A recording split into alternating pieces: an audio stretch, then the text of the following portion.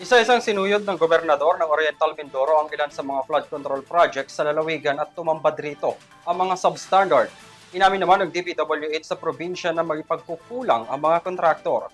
Ilang Manila-based civic leader ang nagpayag ng suporta sa Pangulo na panagutin ang mga sangkot sa palpak na flood control projects.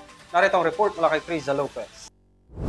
Dismayado si Oriental Mindoro Governor Homerlito Vons Dolor sa kinahinatnan ng mga dike na bahagi ng flood project sa Oriental Mindoro. Sa isinagawang inspeksyon ni Governor Dolor, nakita na gumuhuna ang ilang dike matapos lamang ng ilang pananalasa ng bagyo noong nakaraang buwan. Nitong nagdaang linggo, nakita sa pag-inspeksyon ng gobernador na puno lamang ng buhangin at hindi umano maayos ang pagkakabaon ng mga sheet file. Sa pagbabahagi ni Governor Dolor, isa lamang ang nakita niyang bakal sa 1 kilometrong dike.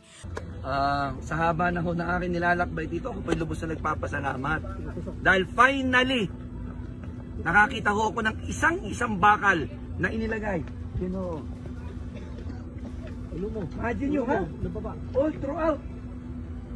Walang bakal, pero ito meron.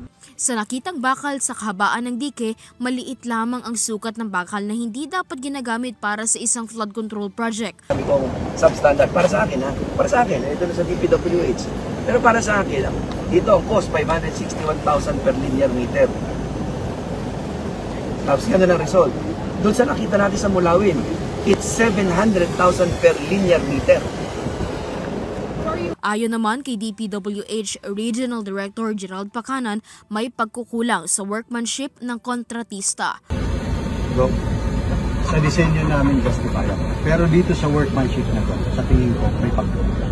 Isa ang Oriental Mindoro sa mga probinsyang tinukoy ni Pangulong Marcos na flood-prone area. Matatandaan na noong huling State of the Nation address ni Pangulong Marcos, nanindigan siyang mananagot ang mga kontratista sa substandard at palpak na flood control project.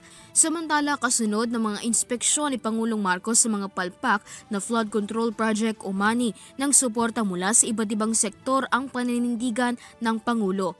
Ayon kay Dr. Jose Antonio Ejercito Guisha, Chairman Emeritus ng Filipinos Do Not Yield Movement, buo ang kanyang suporta kay Pangulong Marcos sa mga pagtugis ng kontratistang palpak ang proyekto. Anya ni Guisha, ang matapang at makatwirang pag-inspeksyon ng Pangulo ay pagpapakita rin na hindi papalagpasin ng kasalukuyang administrasyon ang mga panloloko, katulad na lamang ng agarang pag-uutos sa Commission on Audit na magsagawa ng investigasyon sa lahat ng flood control project para matukoy kung saan napupunta ang pera ng taong bayan. Pinuri ni Guisha ang pamumuno ni Pangulong Marcos na hindi lamang tungkol sa pagpapatupad ng mga proyekto, kundi pagtitiyak na rin ng katapatan. Para sa Euro TV News, Chris Lopez.